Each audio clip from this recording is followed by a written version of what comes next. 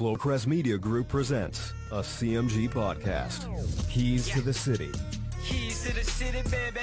When you see us, so you know. Crossed up by Kobe, little floated to Shaq, and then Shaq goes like this, and the rest is history.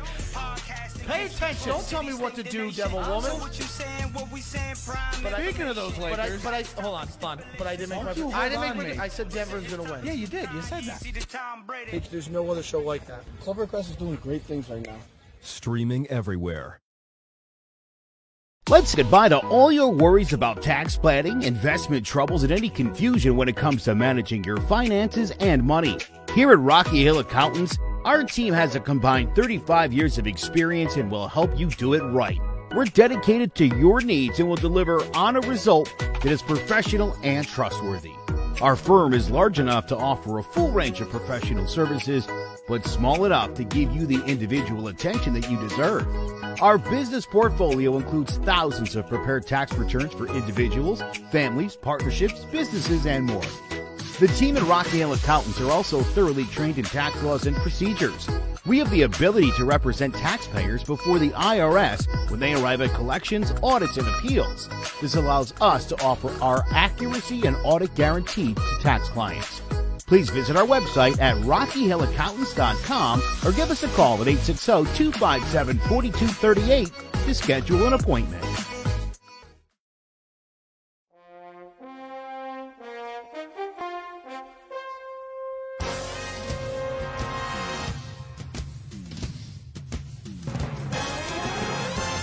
The Giants are running New York like the Times as Danny is dropping all sorts of dimes. Saquon's thighs are ruining defenses' lives and Leonard Williams making opposing QBs feel him. Receivers think it's scary to line up across James Bradbury, and the Giants have a bright future led by Coach Judge, Jury, and Executioner. Tune in to Drawing About the G-Men every Wednesday at 6, live on Facebook, YouTube, and Twitch.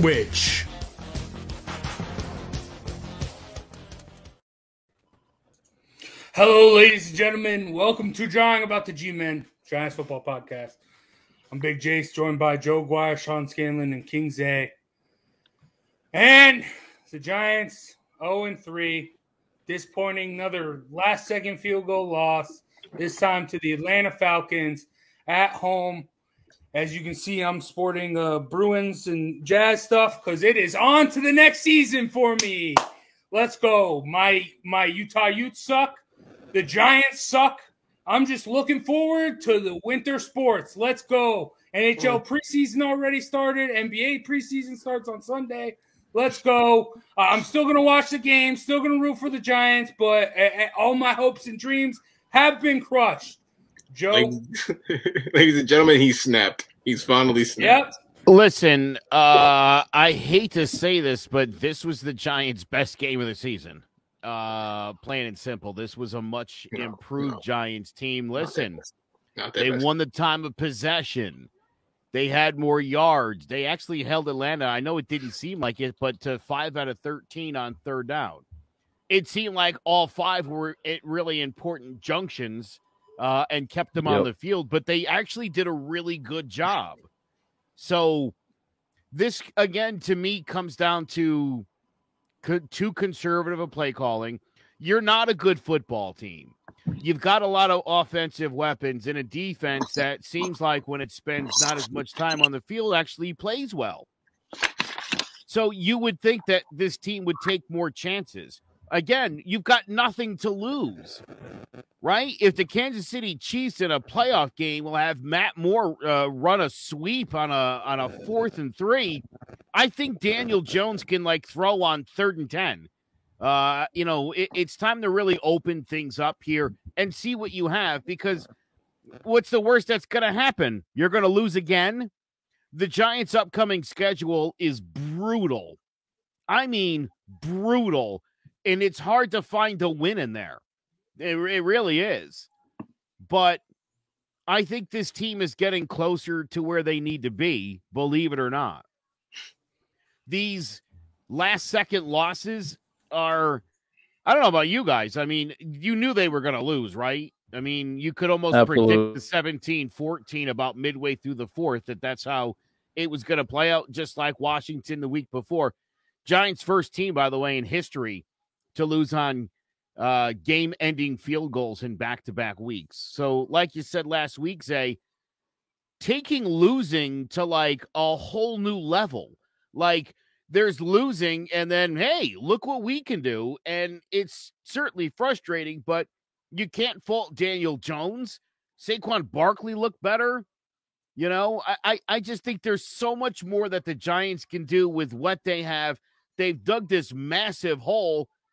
You're not gonna gain ground by being conservative. No, and it's absurd. And I mean, I don't know why aren't they just letting Daniel Jones cook, letting him go, letting him when he knows he isn't the same Daniel Jones who just drops back and doesn't realize what's going on. He knows when to take off and run when he needs to, and he knows when to make those plays. They were eating that zone up with those curls and even with those levels routes with the corner and the with Saquon Barkley going in the flat. So I don't know why they just stopped doing that. And then obviously you have that screen on 3rd and 19, which was atrocious. But it's ridiculous. And I'm all for Danny Dimes. Danny Dimes is the only redeeming factor on this Giants team right now. Because, I mean, he is – when Kenny Golladay was yelling at Jason Garrett last week, all the media went to Daniel Jones. And he didn't go, and he could have easily said, hey, go ask Kenny who you're talking about. He didn't do that. He took it. That's leadership. That is something that we need to build on for the Giants in the future. And that is just the only redeeming quality of the Giants is Daniel Jones. And you're putting this kid in position to fail, and he's still succeeding as much as he can and doing great. And it's absurd. But Sean, what are your thoughts on this 0-3 start? I mean, you guys said it. They find new ways to lose every single week. The defense, like Joe said, it's the best they've looked all season. But when it does matter, they're not there in crunch time. At the end of the first half, they give up a long touchdown drive, and the Falcons go on the board, which has happened all 3 weeks so far. And then at the end of the game, obviously, they let up that big possession where they Falcons march right down the field, and they kick the game-winning field goal. So the defense looked a little bit better, but it's when it matters on 3rd downs, 4th downs, and at the end of each half, they can't get off the field. They can't register a pass rush, and I think Patrick Graham is being too conservative on not just the offensive side of the ball, but defensive side of the ball too. I think he's playing in too much zone. I think you have to take a little bit more chances when you're in those situations. I think you have to send a little bit more blitz, maybe play a little bit more man-to-man, because the zone teams are just tearing it apart, especially in those 2-minute drills. I mean, we've seen it every week so far. And I mean, we have a chance to put the game away with Adoree Jackson dropping that interception in the back of the end zone. Another chance where we could put the game away easily, just like the previous week where Darius Slayton, if he catches that ball, the game gets put away. So I mean, it's just frustrating that this defense, that they showed a little bit signs of improvement, but when it does matter and it comes down to it, they can't get off the field. So I mean, definitely frustrating. The only really positive sign from the defense right now is Azeez Ojulari, who has 3 sacks in 3 games. So I think he was a steal in the 2nd round. But other than that, not looking pretty on the defense. And then offensive side of the ball, Evan Ingram, as only Evan Ingram can do in his first game of the season. What a return for him. I mean, 2 catches, he drops another ball, and then I'm being sarcastic, say. 2 drops. I mean, 2 catches, another drop, and then obviously that fumble, which gives the Falcons the ball in a dire situation.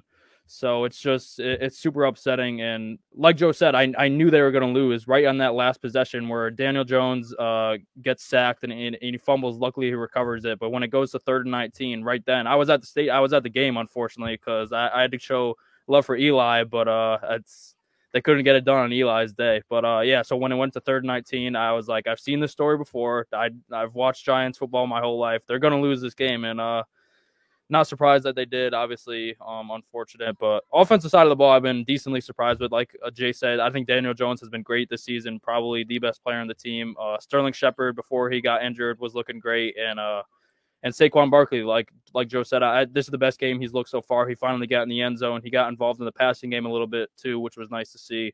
So, I mean, there are little signs of improvement, but it's just that this team just finds new ways every week to lose games, and it's certainly frustrating. But, I mean, that's just what losing teams do, and that's why I just don't have a lot of confidence in this team going forward, especially with the schedule. So, I mean, there's little signs of improvement, but I just don't see them getting over the hump, and I think it's going to be a lot of losses before we get to our first win this year. Yeah, I mean, you brought up Sterling Shepard. Him and Darius Slayton both left the game with hamstring injuries, haven't returned. Luckily, John Ross has been activated from IR. I don't know. He should fill in for one of those. But then Blake Martinez, torn ACL, done for the season. And then after our show last week, Shane Lemieux's out for the rest of the season. And Nick Gates, we did talk about last week, career-ending injury. I mean, for a team that's struggling this much to have this many injury problems this early, I mean, that just spells disaster for more and more down the line. Zay, I mean, you texted, I remember you texting, Dory Jackson sucks. I mean, with that dropped interception. But, I mean, you're the only one. I mean, you picked the Falcons to win. You saw this happening. You're not surprised, I guess, right? No, I'm not. And I also don't believe that this is dire, complete end for the New York Giants either, in the same breath as I speak this. I look at the schedule, and I don't see it as deadly as Joe sees. I do see some games we can sneak in there. You have a game against the Saints. You have a game against the Rams, the Panthers, and the Cowboys coming up, which I believe are all winnable games if you can find a way to play football. Sean, you're making that face, but when I look at the Saints, they're hot and cold. The Rams, again, another team that they're a hot team, but I believe the Giants, if the Giants could play a 48-minute game, they could swing with them. I do believe that. I don't believe that Matthew Stafford is that great. I do believe that we have somewhat of a good secondary that we can keep Cooper Kupp under wraps. And then when it comes to as far as the Panthers, and if we can't beat the Panthers, God, I don't know. I think we should be able to beat Sam Darnold easily. That's just that to me. But I think we should have beat many other teams this year easily. But I do see wins in there. I do think the Giants can bounce back. I just think they're dealing with bad luck. I don't want to say they're a bad team. I think they're dealing with a lot of bad luck. Okay. Like he said, you have the drops, the dropped interception, the dropped touchdown, things that could have easily swung the game and completely changed the outcome. The Giants could be sitting 2-1 at the top of the division, or 1-2, or even tied for the division, however you want to look at this. But being in the NFC East and seeing the games that are coming up, I do see a chance where the Giants could swing themselves back into this. I'm not calling it dire, like complete end. I just think the defense needs to figure it out. I think the offense is starting to work it out. The line, they got to get rid of 68. I don't even know who he is. I didn't bother to learn his name after he missed that complete and utter block on I don't even know how it happened. He's a matador. But at the end of the day, the Giants, they fixed that line. I think one more piece, I think once they get I can't remember the other lineman that we had. Not Lemieux. What's the Nick Gates. No, the one we drafted with last year. I can't remember his name. Jesus Christ. Matt Peart, excuse me. Once he comes back, I think he can fill in for wherever the heck 68 is. And I think we can get some type of solidification on that line. And I think that team could make a comeback. No one, I don't think, is going to run away with this division. As good as the Cowboys may have looked, I don't think they're running away with this division. I can see the Cowboys being a team that goes into a huge slump like they always do, like any other team in this division. So I'm not calling it quits. We saw the Redskins. Again, I thought the Redskins looked great, and then they turned around and dropped the egg completely against the Bills. They looked terrible. So this division can go either way. I'm not calling it over for the Giants. 0-3 is an ugly start. We're tired of it, but it's not completely over, especially when you're in the NFC East. There's still a chance. All right, but I mean, you're saying bad luck. My high school football coach used to say, good teams have good luck, bad teams have bad luck. So I mean, that's you can put it towards that. But again, you're talking about players like a Dory Jackson. He didn't play preseason. Again, our starting offense didn't play preseason. You're going to have these hiccups these first couple of weeks because you're practically simulating your preseason in the first couple of weeks of the season because you didn't play your starters. As bad as that may sound, every week you can start to see the offense get a little better or the defense start to get – because they're starting to get more and more play time together that had they had that in the preseason, we probably wouldn't have started off as bad. But again, and I mentioned this earlier weeks ago, how they handle the preseason is really going to determine how the season goes. I said that before. Besides who they cut, but also the amount of play time that these starters are going to get. Because if you're not playing together, you can't build that team togetherness. And that's what the Giants, as you can see on the field, they don't have that team togetherness. They don't play as one. They play sometimes as individuals. And it has to stop. They have to learn how to become a team. And every week they are becoming that, but it just has to happen. You can't continue to add pieces and not play them. That's what we did all preseason. We added pieces. We didn't play them, all offseason. We added Dory. We added Aziz. We added all these players to the defense. They didn't play together in preseason. And now we're seeing the results of it. Our defense looks sloppy. They did not play all together. Some of them played some weeks, some of them didn't. And now you're asking guys to come in and necessarily handle situations they're not prepared for.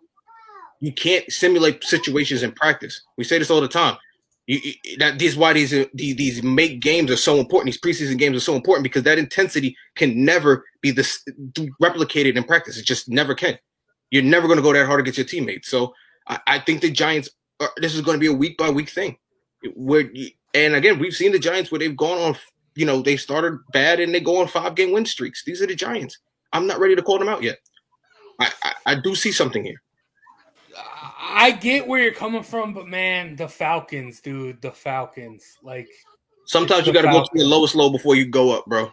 You got to hit rock bottom before you can get up sometimes, and that's just really what it is. This team is not a team that lacks talent. If this was a team that was terrible because of lack of talent, that would be a completely different thing. This team is terrible because they're just not playing well. It's not that they have lack of talent. There's talent everywhere on this team. By the way, the Giants will win their first game October 10th. I think they get it done against the Saints. I don't think they're gonna beat the Saints. I do think they're gonna beat the Cowboys in Dallas. I do think that's a real thing that's gonna happen, and I think you're gonna see a better performance from the team this week. I think they're gonna lose another close game, and I think they'll beat the Cowboys, lose to the Rams, and I think they'll beat the Panthers as well. I actually do think that. Yeah, I like that. That's a home game for the Giants against Sam Darnold, who you got to figure. I mean, he's playing well. He's going to have some clunkers, and I feel like the Meadowlands is as good a place as any for Sam Darnold to have a clunker game, and that could be to the Giants' benefit. Although that could be the week Christian McCaffrey comes back, so that also could be a problem. But look, the Giants are 0-3. Dallas should be 1-2. Their only actual win was over Philadelphia, who sucks and who's also 1-2. Dallas has given up 92 points. They're awful. Like Zay said, they could still pull this thing off. Yeah. I don't think I'm sorry, but one game against Philly doesn't convince me that Dallas is good. Or eking out a win they shouldn't have had against the Chargers doesn't tell me that the Cowboys are good. So I don't know. I mean, it's early in the season. We had that very funny conversation in the chat room with Sandra the other day where he was like, you can't evaluate after 3 weeks. Well, what are we doing then? I mean, that's what we do. And we know full well things are going to be different next week. But we do this anyway. We do this for your amusement is really what we're doing because everything will change. And like Zay said, look, these guys always get off to putrid starts, and then they always go on streaks. Last year, again, the 6-10 team, and the way some of those weeks 3 through 9, you're talking a point or two in every single game. The Giants very easily could have been a 10-16 last year. So it does come down to luck. Here's the thing about luck, though. You make your own. And so when you're a bad team, you're creating bad luck. The Giants had double the penalties of Atlanta. It's stuff like that where, you're still not. I mean, Joe Judge still isn't getting it done for me. Everything Joe Judge is supposed to be and where Joe Judge is supposed to stand out, it's not working. I agree. He has not had a hot start to the season. Yeah, but you can't hold him to every penalty because, like that hit on Xavier McKinley that he put on there, that wasn't. That was BS. That was a clean. And we know league wide the refs have been terrible. This has been a 12 round. What else are you supposed to do in that situation? That's the move. Give him the shoulder and don't go for the head. He did everything right. Again, a momentum swinging play. Things like that gives teams first downs. When you could be burying teams, you're giving them a first down. And this is what I'm talking about. There's nothing you can do about that. McKinley did everything correct on that play. To be flagged for that, there's nothing more he can do. I can't blame that on Judge. There's certain things you have to be able to pull apart. It's like when we with Evan Ingram, we know he sucks. It's not because he just doesn't drop the ball. He drops the ball. He fumbles the ball. He drops the ball on key plays. You have to really dissect these things before you just start putting everything on Judge. McKinley did everything right on that play. That for that flag to be thrown, it's out of his hands. I don't. I mean, yes, that is a big problem. I mean, the undisciplined with the penalties. Yeah, that is a notch on Judge, and there are so. But there's more to Judge, because I think he needs to man up, put his big boy pants on, and in positions when it's like, in positions where you need to take over play calling and make the right play, because Jason Garrett isn't doing it. Look at what look. He's a special teams coach. He's playing his role. I understand that, but look at the Cleveland Browns. Look at that game. He was gutsy those first 2 drives last year, and that cost him the game. He needs. He knows what he's doing. No, listen to me, Zay. Listen to me, Zay. I get Joe it. Judge has never been an offensive coach. Listen to me. Listen. Put your ears on. Okay, zip your mouth and listen. There are 39 on your 39-yard line. Why are you punting? You're a special teams coach. That's your call. You need to take over. And that Daniel Jones is playing well. You call a curl, call the levels, because you've been killing them all day with those, and get that first down, and maybe you can go down and score a touchdown there.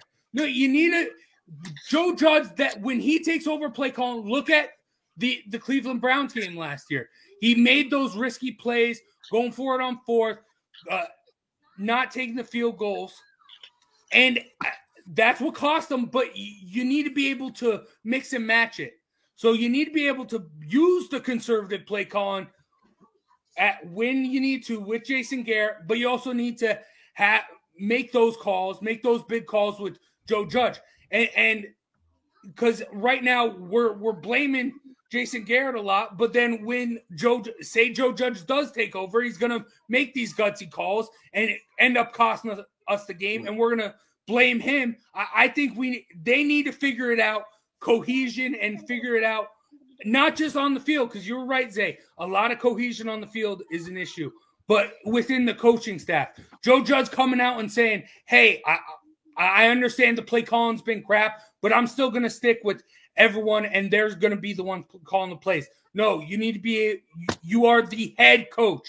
You need to be able to step in and say, okay, right here, I need to make this play call. No, I don't like that. You need to be able to do that, and just putting blind faith in Jason Garrett isn't going to get it done.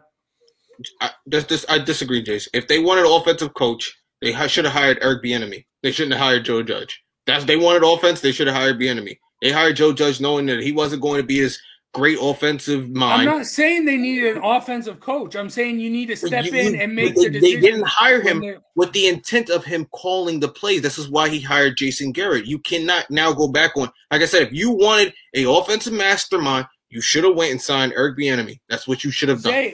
Any coach, whenever there's bad play calling, they take over. Doesn't matter. Whenever they need, whenever they don't. It's not about that. It doesn't matter. He cannot do a better job. This is why he continues to allow Jason Garrett to make these calls, because he himself cannot do a better job. But they synergize together. That's what I'm saying. They synergize together, and they need to learn how to work together, because both of them have missing parts of the equation from one another. And if they can just put it together, I think it would be great. And this would be a dynamic offense, and we'd be seeing the Giants score 30 points a game. But you're putting it all on Jason Garrett to be conservative when you need Joe Judge to step in and say, hey, we need to take a risk here. Hey, we need to gamble here. I think the Giants need to worry about getting stops. You shouldn't have to score 30 points a game to win a football game. 20 points, you get it done any week. If you have a defense, 20 points, you get it done every week. 21 points. 3 touchdowns, you get it done every week if you have a good defense. I don't want to hear it no more. But they don't. Okay. Yeah, no, they do. The Giants do, because if you go back to last year, all they did was add players from that defense that was almost a top 10 defense last year. It's not like you lost players and you got worse. You've gotten better. You just need to figure it out. And I agree with Sean. That play calling is completely soft. I completely sat back that last drive and couldn't understand why we were playing 5-10 yards off the receivers, basically letting them get everything and drive down the field. There's no aggression on that defense. Not to mention, we're probably missing something since we let Dalvin Tomlinson walk, who was probably was a great defensive lineman for us. That defense is still a top 10 defense. They're still the same players. I don't want to hear that. Yeah, you lost Blake Martinez, but other than that, it's still the same defense for the most part. Figure it out. Stop playing. You added more corners for the purpose of stopping the passing game. We haven't stopped the passing game. We've added some of the best, Dory Jackson, Clark, all these players that we added. We let go Landon Collins because he couldn't cover. And you added a bunch of players that were supposed to be able to cover. So what are we doing? No, yeah, and this brings up falls perfectly into my point with Joe Judge. When the Giants are sitting back in zone, all comfortable, Joe Judge needs to be the one to say, "Hey, let's switch it up. Let's show them a man coverage and see how they react to that." I mean, but this is what I'm saying. You hire these people because there's too much going on in a game for Joe Judge to be focusing, micromanaging the defense. Then what the hell is Joe Judge doing? There's never been a coach in the history of football who ever micromanaged offense and defense. What? He's got to worry about the team as a whole. He can't just micromanage everything that's going on offense. So you don't think the head coach ever says, "Hey, we need to do this here. Hey, we need to do that." No, I agree. Hey, he probably does make suggestions. Making suggestions and micromanaging are two different things. He cannot sit there and break down every defensive drive and figure out what's going wrong, who needs to be out there, who doesn't need to be out there. Those are the things that he cannot be doing because he has to focus on the entire team as a whole. That's not what I'm saying, Zay. I'm confused. What do you want him to do? What do you want him to do? I need him to realize that's not when his something's role. not working and take over. Okay. He's the head coach. That's what he needs to do. All right. If you don't have a better suggestion, what is he doing? If he can't make us a better suggestion, what is the purpose of taking over? Because he can't make, but he has shown in the past he's the more gutsy guy. And when the problem why hire Jason Garrett? Offensive, then why hire Jason Garrett? Because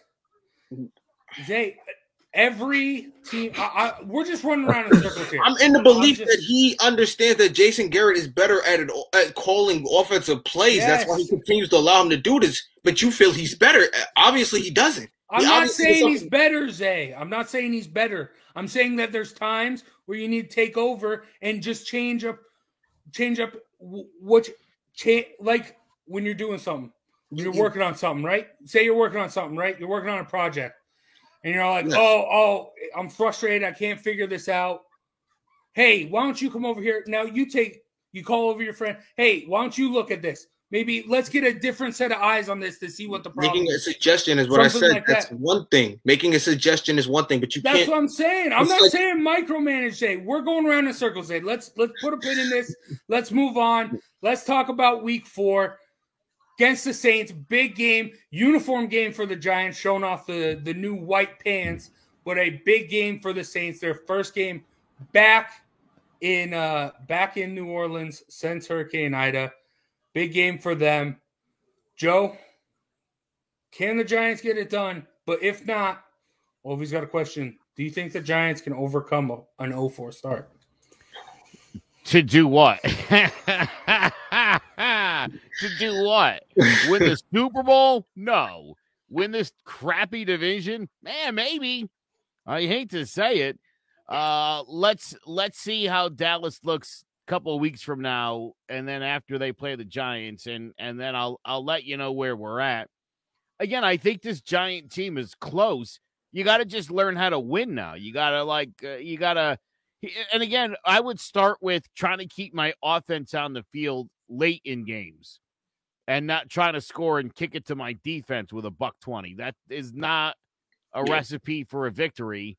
And that's hard on any defense, because in this league, I could throw the ball 30 yards down the field and get a pass interference call, and I'm already in field goal range. So that's a problem. this team does need to get a pass rush. As bad as the offensive line is, they're spending all their time on that. Obviously, Ojulari getting it done. I'd like to see him get a little more dominant. It's nice to get a sack, but I want to hear your name all day.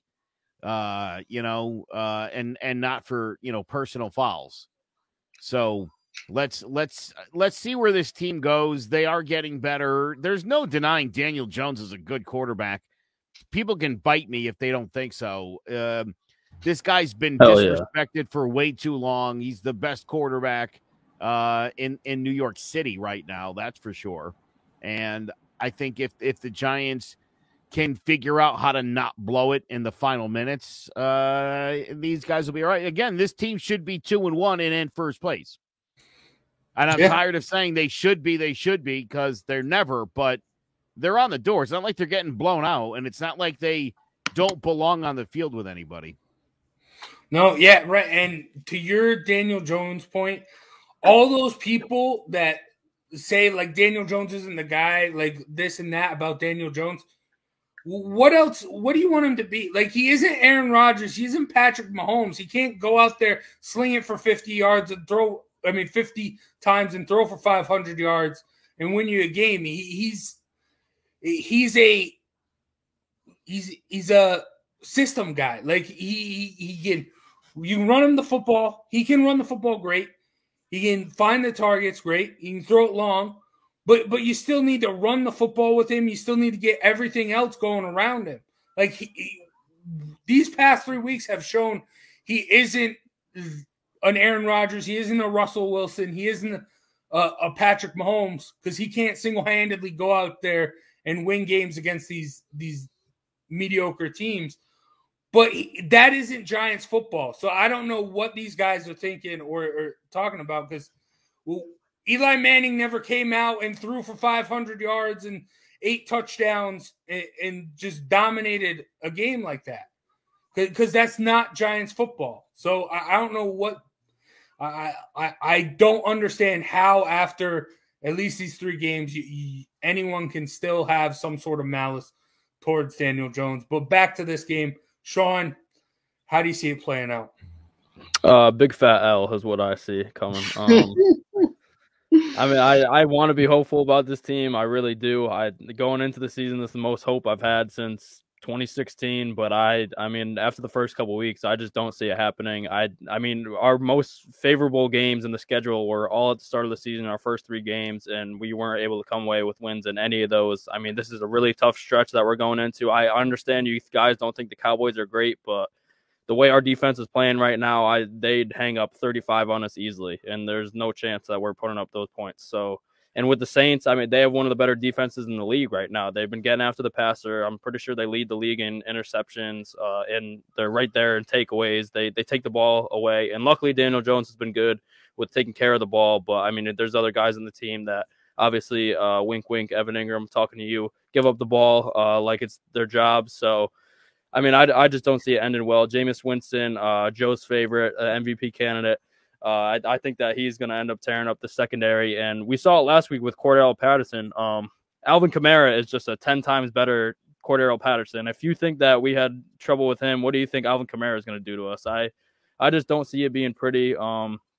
I mean, luckily, Teron Armstead is out for the Saints, so maybe we'll be able to get some pass rush, but I just don't believe in that because they have Ryan Ramczyk on the other side, who is one of the better right tackles in the league. So I don't see it ending up well. I don't think it's going to be a blowout, but I don't think it's going to be a win. So I see the Saints winning this one. I'd probably say around 28-17. I could see us putting up 17 points. So I think it'll be around a 10-point loss, but I don't see it happening.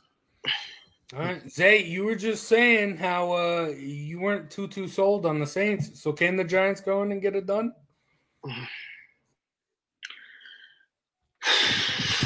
Well, Jameis Winston, my friend, has been hot and cold. First week hot, second week cold, third week hot. That's the Jameis experience, baby. This week he should be cold. So I'm actually going to take the Giants this week, believe it or not.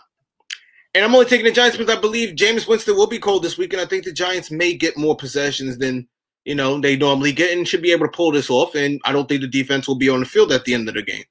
hoping. This is just me being optimistic now as a Giants fan again.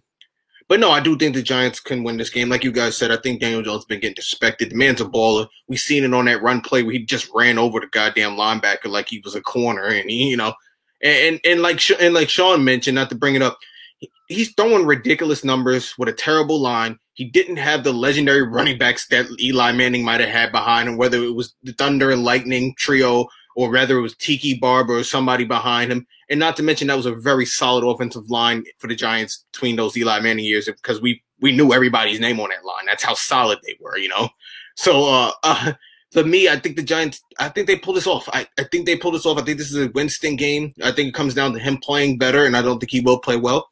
And I think the Giants will find a way to get this win and go 1-3 and hopefully start righting the ship.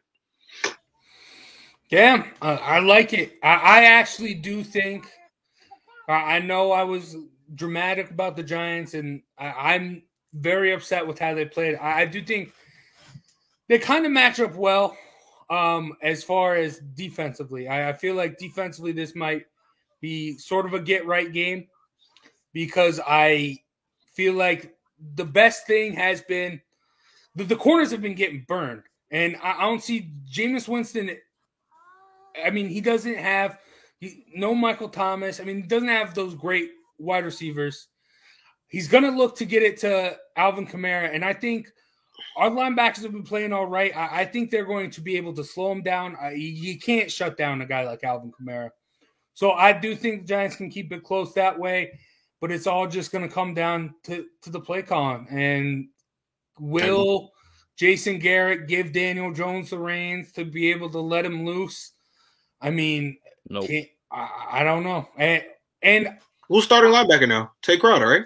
Tay Crowder, yeah. Tay Crowder and Reggie Ragland. It's going to be special. We're going to find out he's a special player. He's going to find out he's one of those guys. He had a good game last week. Yeah, you're going to find out. I'll tell you what, dude, that fumble, he was about to scoop that thing up and run it back. Yeah. And he did last year against Washington. Yeah, and I forget who it was. Somebody fell on it and literally wrestled the ball away from him. I think it was Lorenzo Carter. Was it Lorenzo Carter? I remember it was somebody, one of the big guys fell on it, and I thought, boy, if he didn't mess with that, Crowder was taking that to the house. Yeah. We're going to find we got a Jimmy Carter. Late round pick. Yeah, he's something else, dude. Mr. Irrelevant. Yeah. Mr. Irrelevant. He's very He's relevant. a beast. But the key here is going to be Evan Ingram and Saquon Barkley. They're going to struggle because Mario Davis is a beast. Evan Ingram struggles regardless. Yeah, but he can't be, new. I get it, Zay. But those can't be the number 1 and 2 targets. I think this is a Kenny Golladay, Kadarius Toney. Kadarius Toney is going to really have to step up. He looked great in the couple times he got the ball last week. I think now's his chance to really break out. Those guys, I mean, whoever doesn't have Marshawn Lattimore on him, then I think the other might be able to get some work done, especially, and I think Daniel Jones will be able to find it and get it done. But I'm going to go the Giants because I never pick against the Giants, but my enthusiasm for the game is at an all-time low. Let's just say that. The Giants have turned red zone possessions into touchdowns 33% of the time so far this season. Yeah. Converting 44% of their third downs. What's the average? No 100. No, it's much higher than that. What's the league average, though? What do you think? Red zone, they're like 30th in the league, I think, right now. 31st. Yeah, terrible. You should be up near like 60%.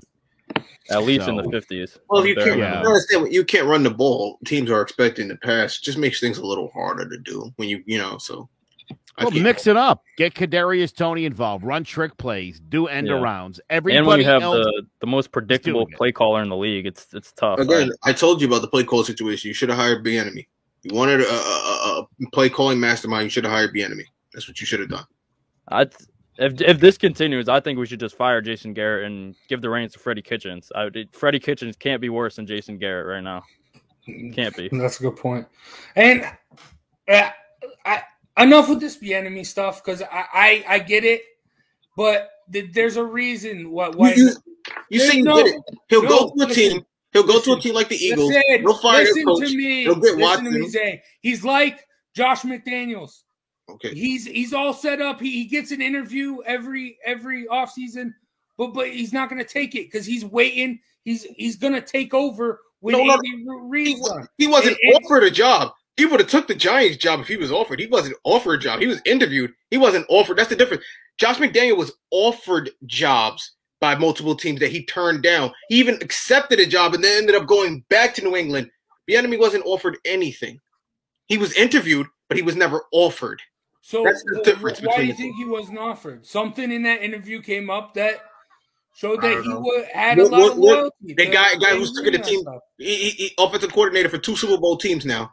No, I get it, Zay, but there's got to be a reason, and I think that's the reason. I think he's connected Andy Reid, and he just wants to take over the Chiefs when Andy Reid retires. I don't know. Maybe it's the same reason why Raheem Morris isn't with the Falcons no more, and they haven't looked good since he left, so I'm not getting into that neither.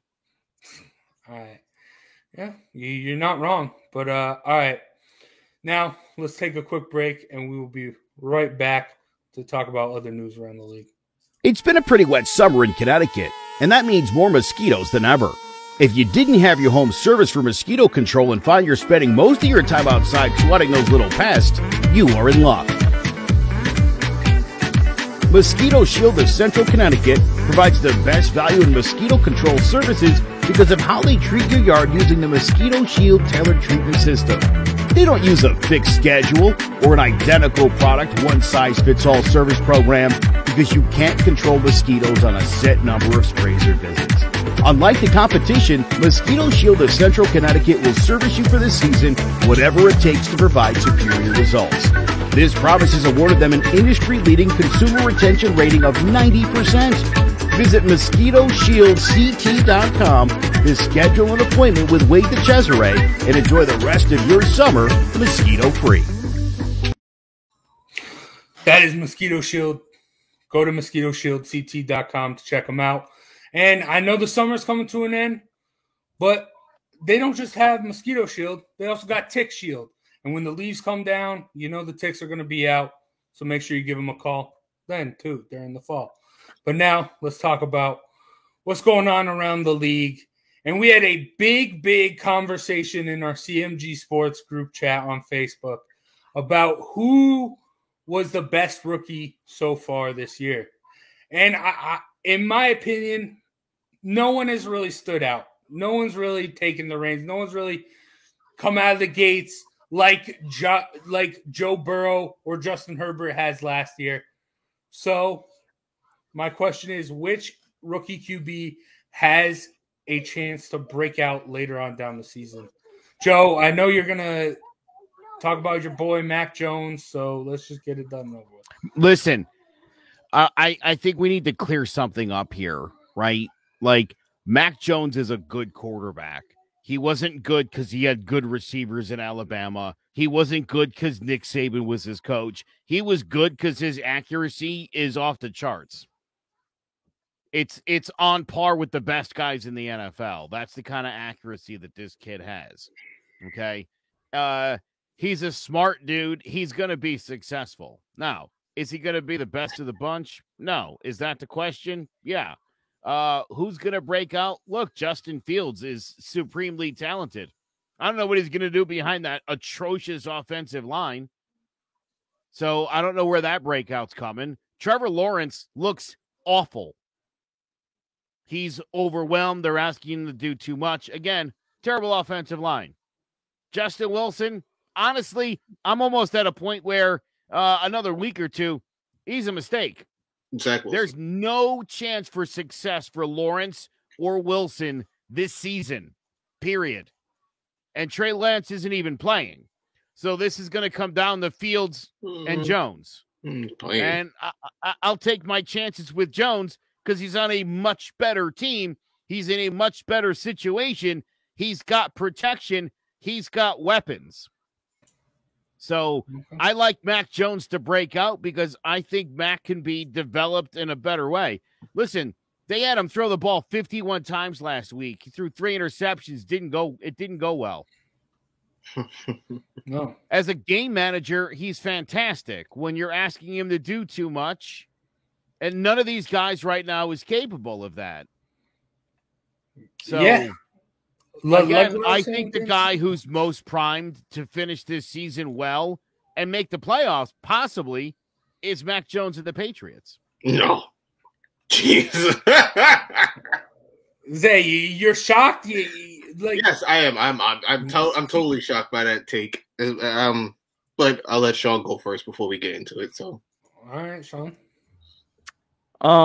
Yeah, I mean the answer would be Mac Jones, but it should be Trey Lance because Jimmy Garoppolo they need to get rid of him. He's not doing the job. The 49ers could be such a better team if they handed it over to Trey Lance, and especially with Shanahan's play calling, I think that could be electric. I mean, they didn't trust him at the end of the first half to go in on the 3rd and goal with 2 seconds left. They didn't trust Jimmy G. They had to pull him out. They bring in Trey Lance, and he gets a touchdown right away. I think with that running game and with Shanahan scheming, I think Trey Lance should be the quarterback for the Niners, and I think if he was to be the quarterback, I think he would be the one to break out. But unfortunately, I don't see that happening anytime soon. I hope it does, but I think they'll just give him packages to get in there. But I don't know what they see in Jimmy G, but they should give it over Trey Lance. But it will be Mac Jones.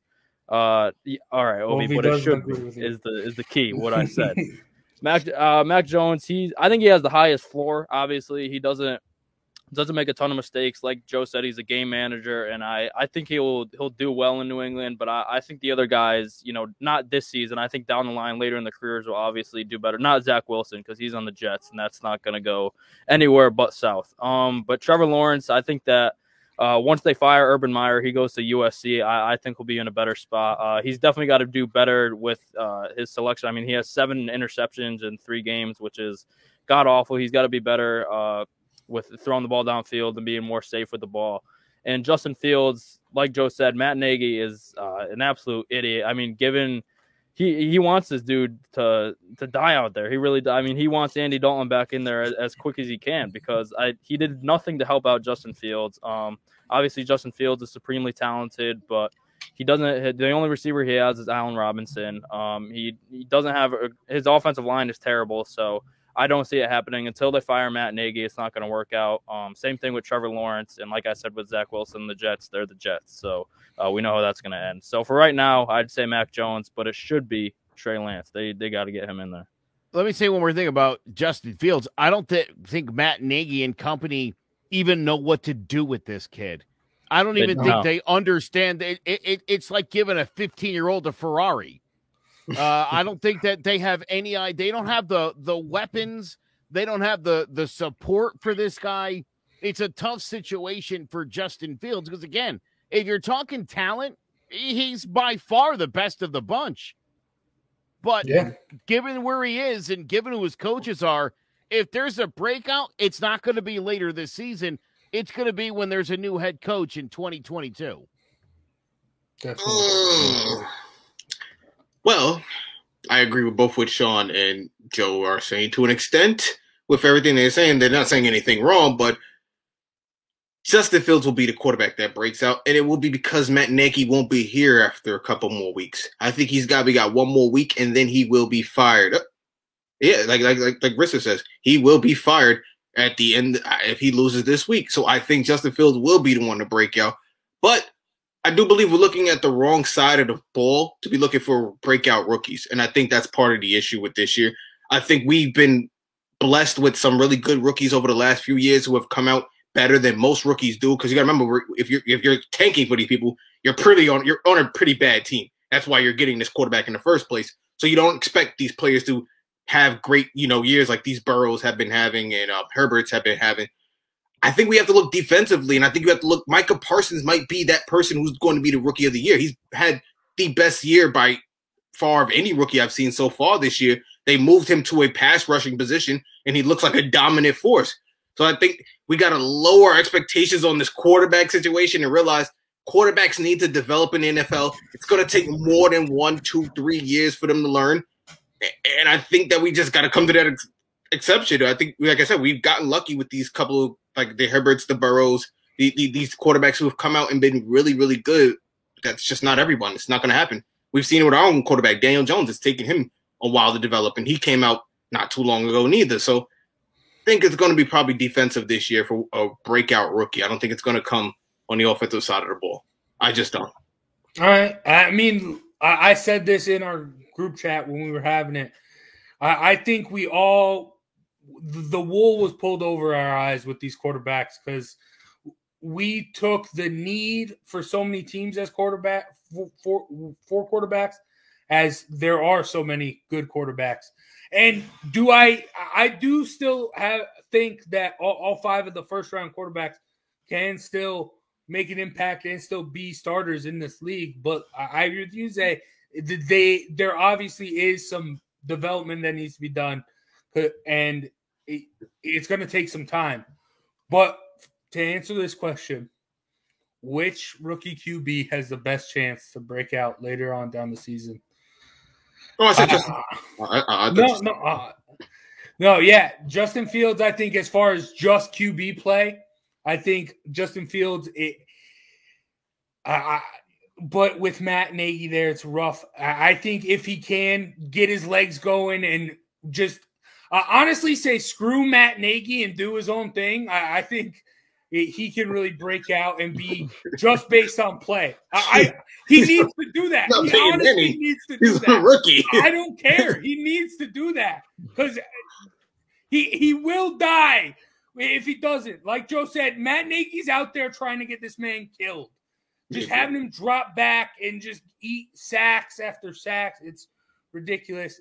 But does anybody know why Ovi Muniz keeps commenting Najee Harris? We're talking about quarterbacks. He thinks we're talking about rookie of the year. But don't worry, I'll get to that. But for me, for this, the breakout quarterback, rookie QB, is going to be Trey Lance. Because, like you said, Joe, with Mac Jones, he has the best stuff around him. He's set up to succeed. And we all know with Jimmy G's injury history, he's probably not going to make it through the rest of the season. And Trey Lance, and he does stink. Listen, I hate to break it to both of you, but if Kyle Shanahan thought for 1 second that Trey Lance was capable of taking over this offense already, he would have done it. You're right. He would have done it. So listen, I like the idea. Listen, as a breakout candidate later in the season, yes, I think he'll continue to get into more packages. I think slowly but surely Trey Lance will end up taking an equal amount of snaps than Garoppolo, and then Garoppolo just won't be on the field for most of the game anymore. And I think it's going to be a slow transition. So I don't know when the breakout's going to happen, but I think they're going to slowly turn this thing over to him. And again, they've got the weapons and they've got a unique skill set with a lot of these guys to be able to do stuff like that. So yeah, realize the 49ers are a winning team, right? Yeah, realize they're a winning team, right? Yes. They lost by a BS field goal because they left too much time on the clock for Aaron Rodgers. This is why they have one loss. Jimmy G isn't going anywhere. He's not playing terrible by far. I don't know what you guys are watching. He wasn't good on Sunday night. Quarterback, that's for sure. But he's getting the job done. He's getting the job done. Getting the job done. He got the job done last year, and where did that get him? Bro, he didn't get the job done last year because he was hurt. He was hurt last year. What are you talking about? The year before that. I'm saying. I mean, give me a break. Come on. Listen.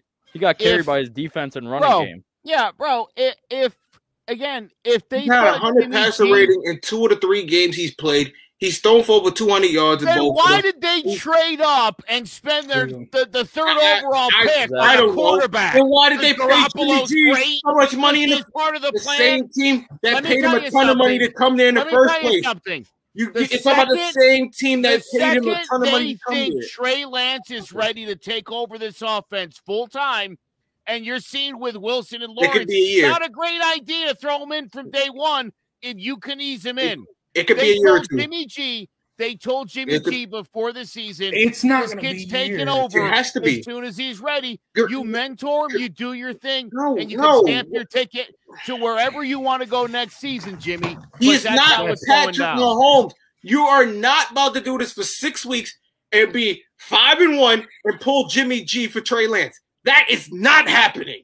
When did that happen wait a with minute, Patrick wait a minute. Mahomes? Oh, wait, When I did didn't that happen realize. with Patrick I Mahomes? didn't realize that Patrick Mahomes this was bent hurt by wait, hold Alex on. Smith and then eventually So, pulled. He's had wait a a minute. whole season. No, wait a minute. You think that if the next 2 weeks Jimmy G lights it up, we think that's happening in week 6? What's wrong with you? No, it's not happening. And that's what I'm telling you. It's not happening. He might go Listen. the whole year as quarterback. As He's the not season losing. goes on, and as the Niners get to 5-3, with 5-4 looming, with Seattle and Arizona in that division, you don't think at some point they're going to be like, this guy's garbage? They're not going to play him until they're out of it. They're not going to play him until they're out of it. They're not. Listen, guys. Decent quarterback. Listen, It'll be guys. foolish. Listen, guys. It'll be foolish to start a rookie when you have a chance to make the playoffs, win a division. To be stupid to go with the rookie. I just think it'd be dumb. Dolphins did it. Dolphins just did it a year ago. You saw that happen. Yeah, and look at how that's going for them. Jimmy G's not taking them anywhere. Yes. Jimmy G stands for Jimmy Garbage. I don't necessarily think that. I think He's that not there's good. a reason that they traded up to draft Trey Lance, and that was because Kyle Shanahan, as much as of an offensive genius as he is, he's sick and tired of this old school football that he's limited with Jimmy G. Now he's got a kid who can come out, be mobile, do a lot of things Jimmy G can't do. And, I mean, you've already seen it. He comes in. And don't forget, this kid barely played football the last 2 years. He shows up in the NFL, and he's chucking touchdowns immediately. He's way better than Jimmy G. As soon as he understands this offense enough, I won't disagree with you on that. He may be better in the long run. He's definitely way more skilled. He's definitely way more athletic than him. But right now, currently, your best option is Jimmy G going forward. Zay, read the question. Zay. It's on the screen. I understand. I understand. You're not listening to what I'm saying. You're talking about defensive players. You're not listening to what I'm saying. Later down the season, I'm and you're saying like, next Jimmy week, are G you will be the serious? starter full year. Trey Lance won't even get that opportunity. You're wasting your time on that. He's not getting the opportunity. He won't be the breakout quarterback.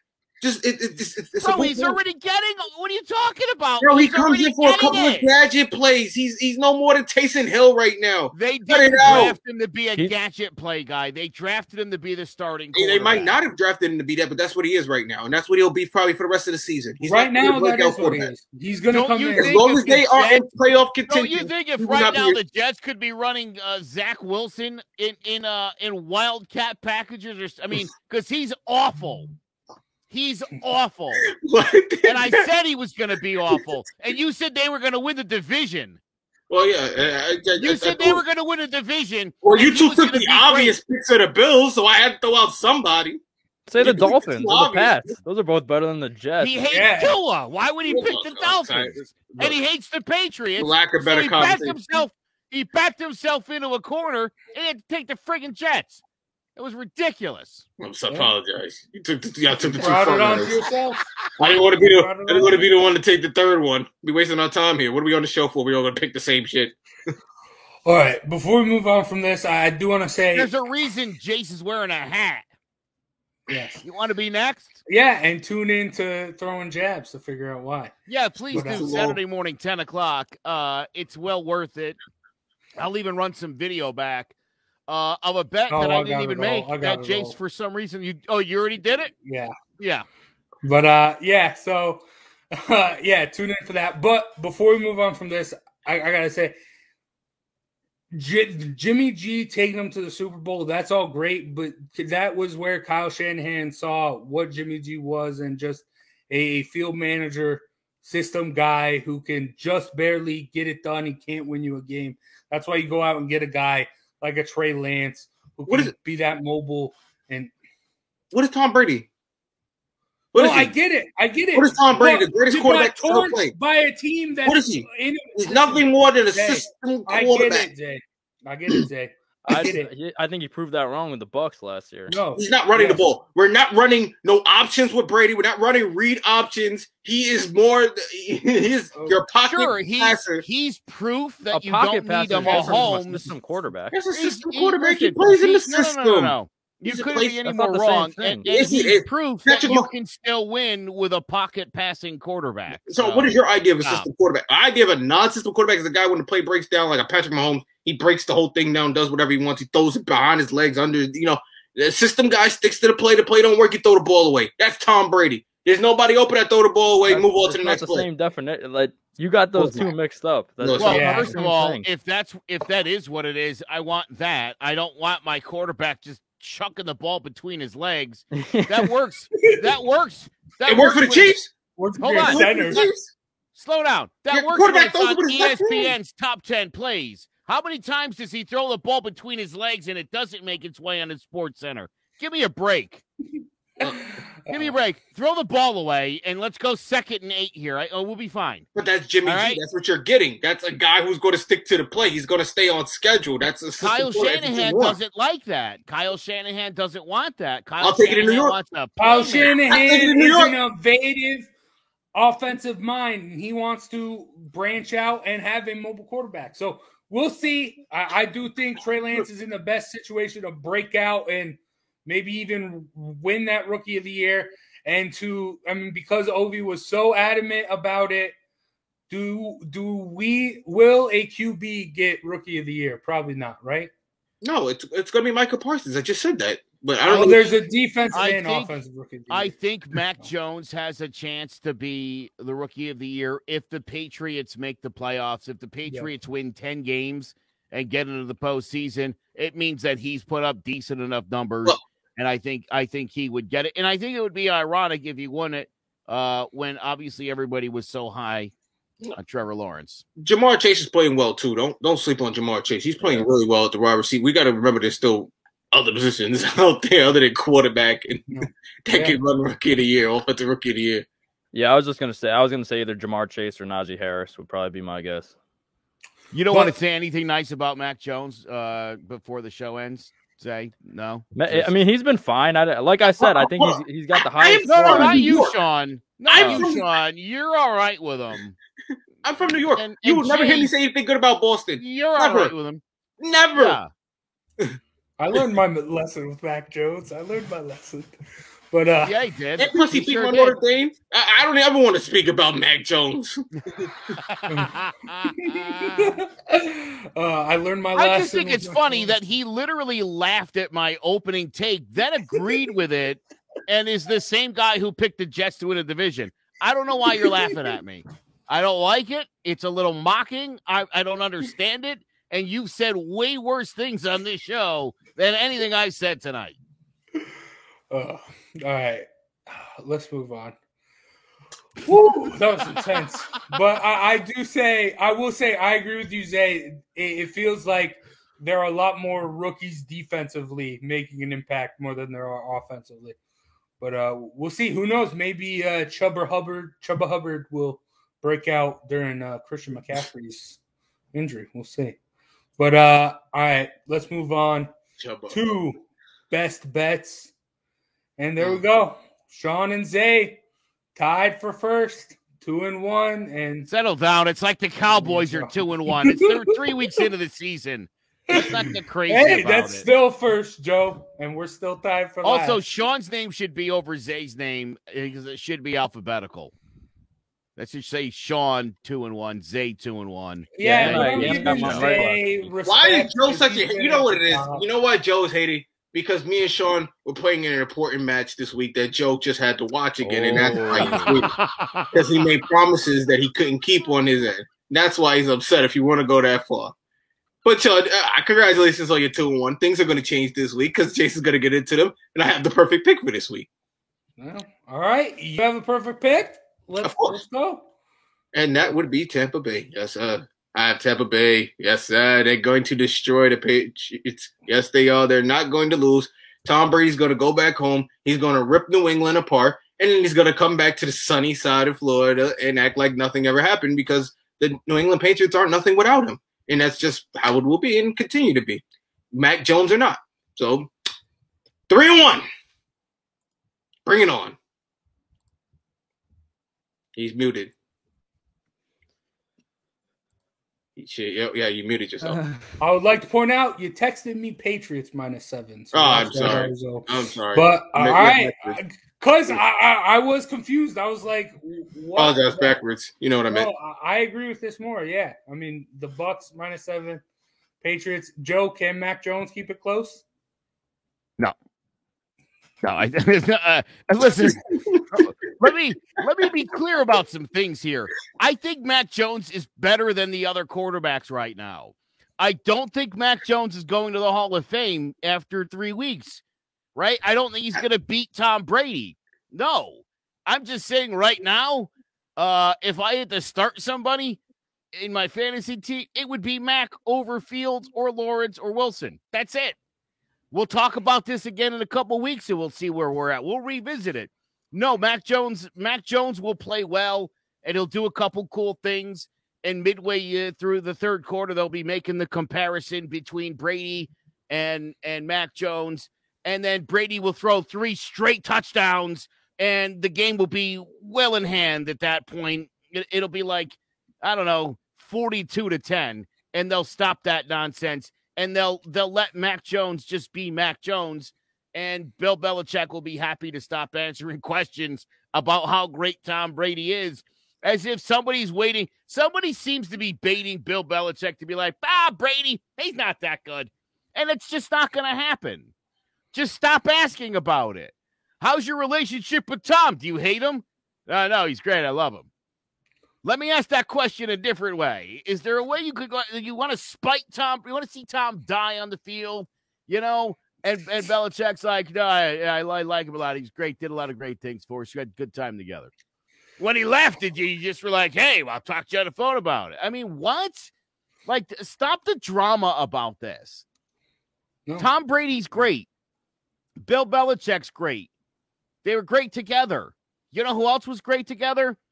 Joe Montana and Bill Walsh, Terry Bradshaw and Chuck Noll. Like, that's kind of how this works. Why you said that so unsure? Tom Coughlin and Eli Manning. But I think the great coach quarterback combination, I don't know why people are like weirded out by it. It's overrated. It's overrated. Dude, I mean, again, do you think if Tom Brady retires and Belichick coaches, let's say another 5 or 10 years, you don't think the Patriots can win another Super Bowl because they don't have Tom Brady? Give me a break. Yeah. It's going to be different. It'll be a different way to get there, but it's still possible. Now, again, I don't mean to suggest that'll be Mac Jones doing it, but the idea that the Patriots are like never going to win a Super Bowl again without Tom, I don't necessarily buy it. It could be. The Jets might never win another Super Bowl without Namath. I hate to say it. It's looking that way. But that's that was like special. 70 years ago. Yeah. It's looking that way. You know what? Not for nothing. Real quick, I had coffee on Monday with a Bears fan, and I was bitching about the Giants, and he was like, "Dude, come on. You know the greatest quarterback in our franchise history is Jay Cutler. Well, you know what that feels like? That's not what you want. They have never had a good quarterback in Chicago. Never. There's a misnomer that Jim McMahon was good. He had 1 or 2 good years, 85, 86. That was pretty much about Jim's entire run of his career.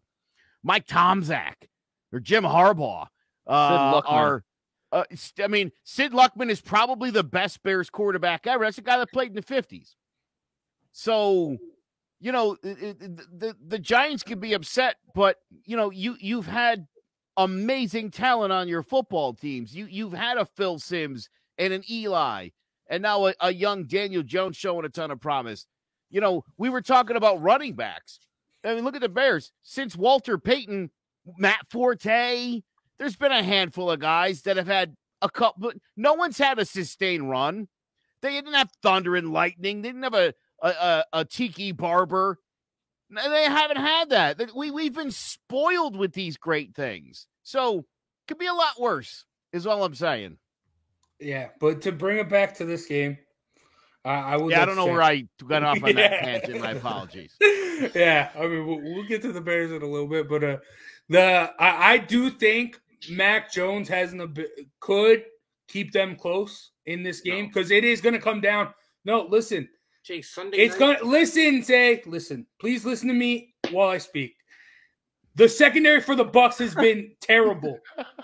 They brought in Richard Sherman out of the retirement home to come play for them. this whole defense really, besides I'd say the linebackers have a Super Bowl hangover. They only have 3 sacks on the season, and Shaq Barrett was a beast last year. So something's going on there.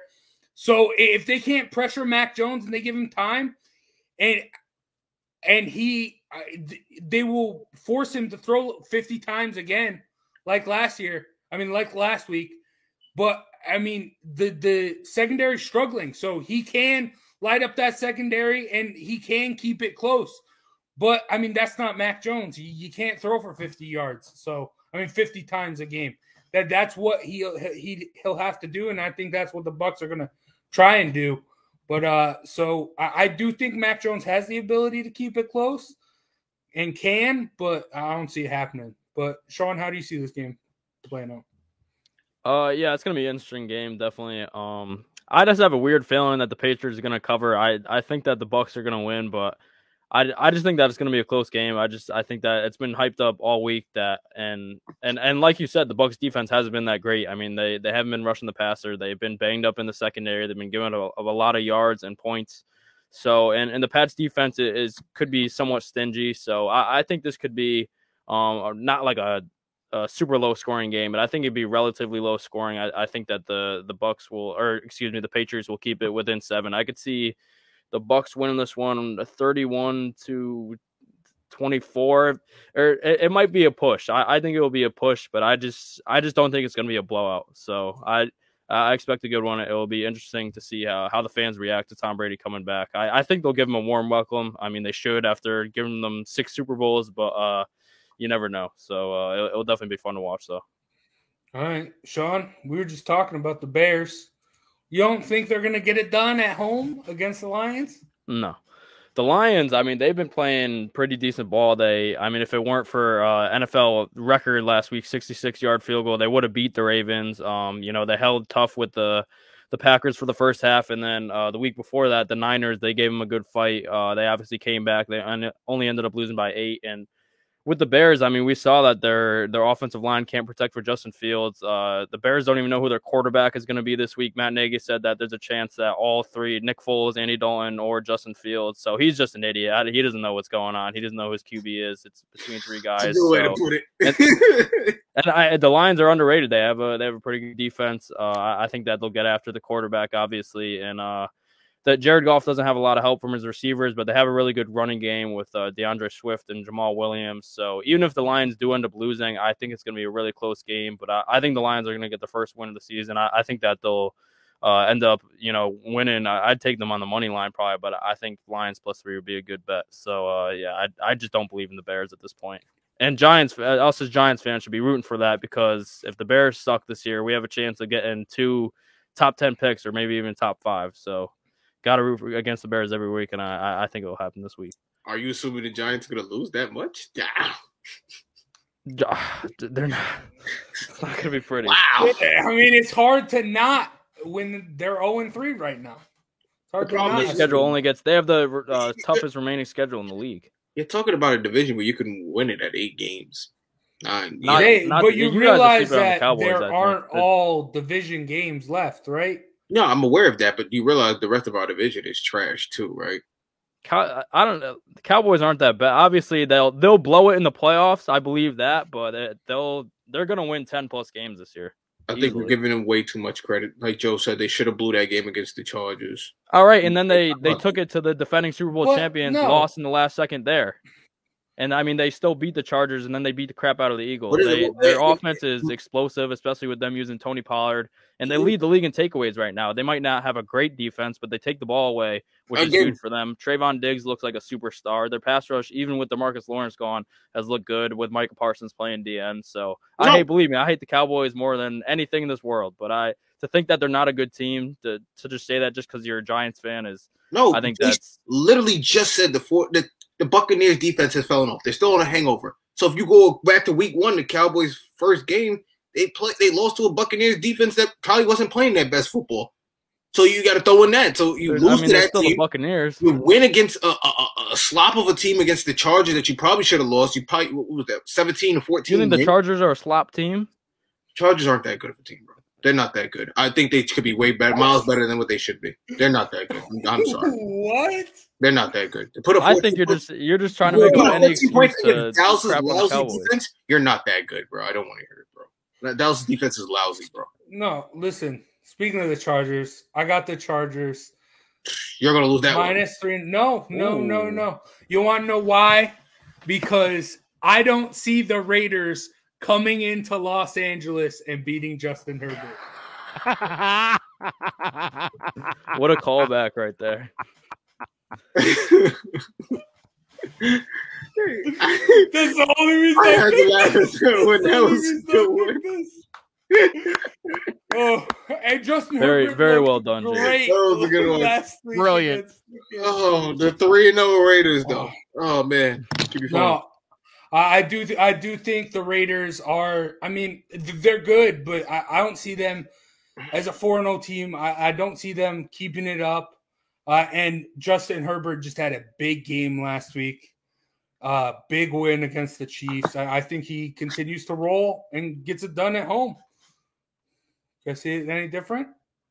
Zay, you think the Raiders can get done on the road? Yeah, I think the Raiders will get done. They'll be 4-0. You crazy? I'm not worried about the Chargers. I tell you, you're happy about they beat the Chiefs. The Chiefs haven't looked that great this year. They haven't really looked that good. Yeah, listen, I think the Raiders are played better than what anybody thought they were going to play, and I think the Chargers have actually played worse. The Chiefs are 1-2. Yeah. They haven't played that good this year.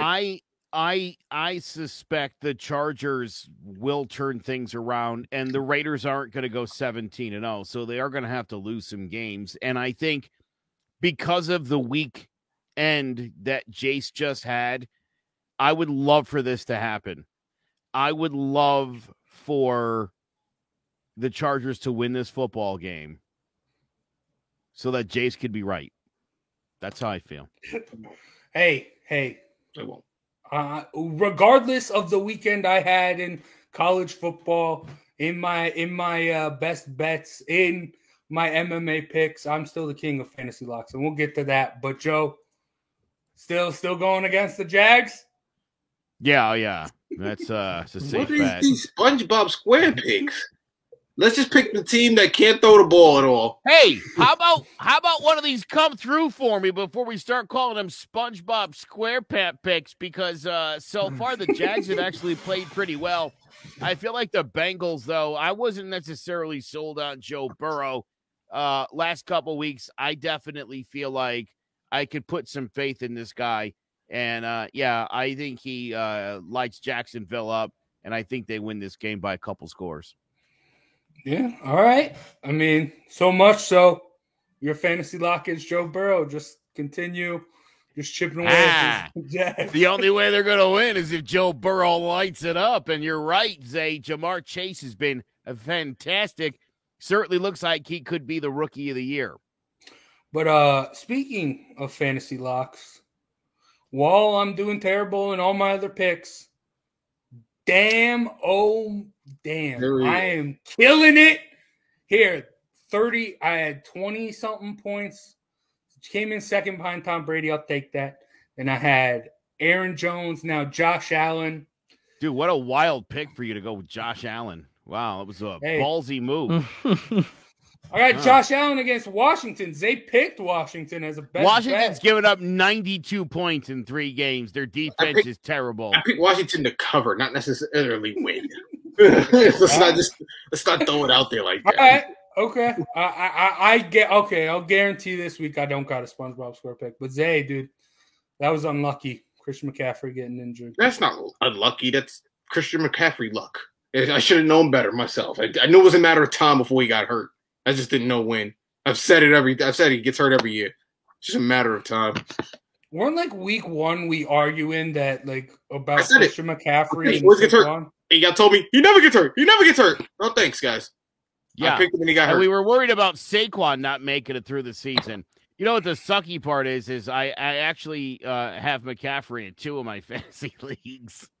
My first pick in rough. 2 leagues. Yeah, what a bum. I knew I should have gone with Kamara.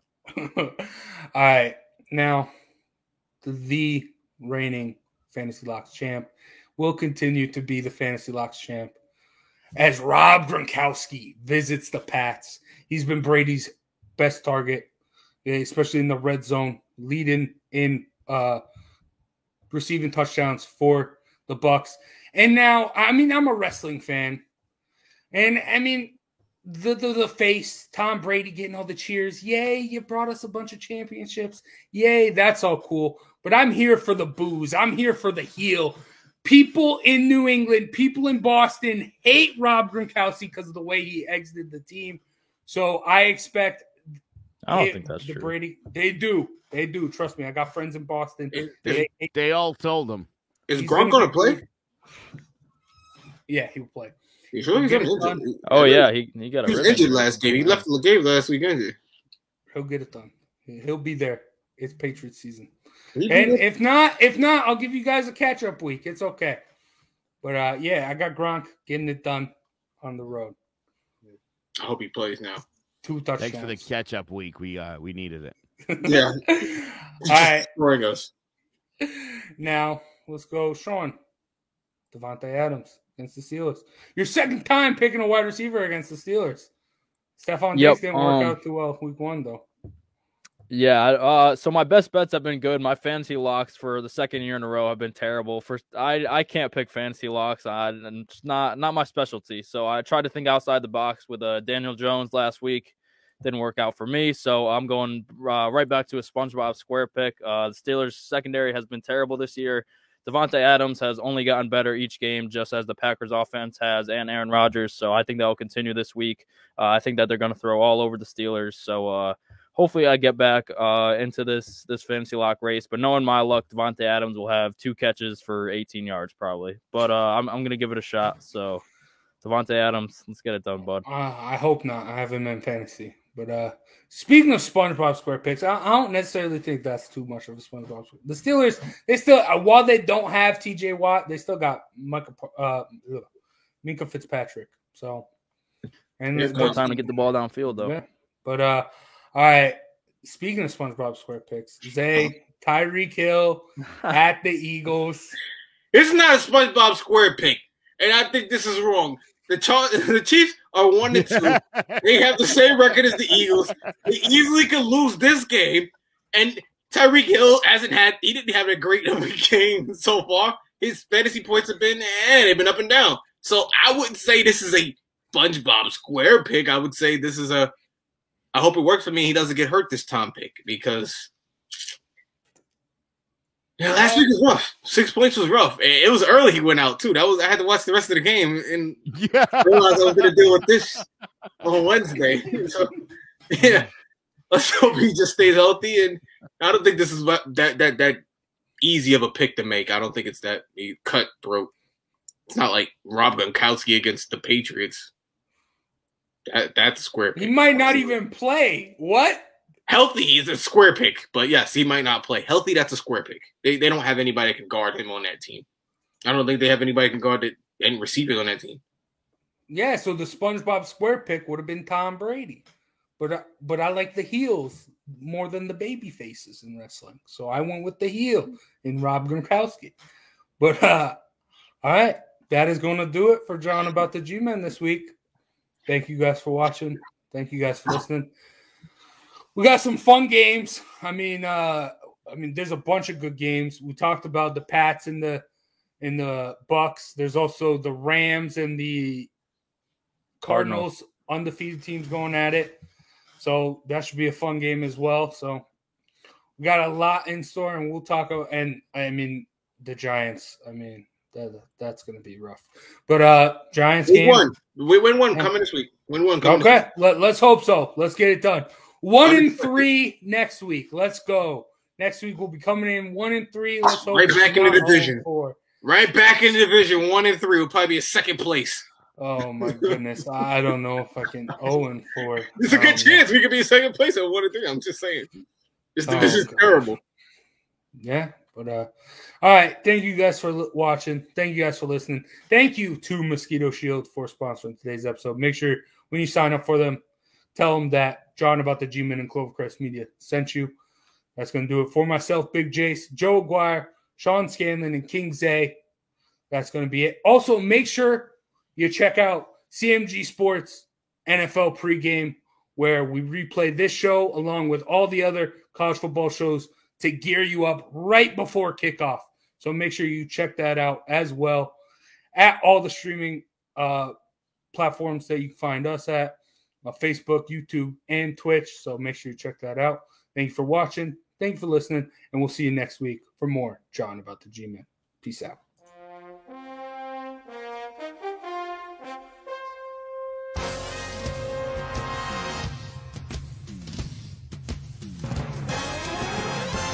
The Giants are running New York like the Times as Danny is dropping all sorts of dimes. Saquon's thighs are ruining defenses' lives and Leonard Williams making opposing QBs feel him. Receivers think it's scary to line up across James Bradbury, and the Giants have a bright future led by Coach Judge, Jury, and Executioner. Tune in to Drawing About the G-Men every Wednesday at 6, live on Facebook, YouTube, and Twitch.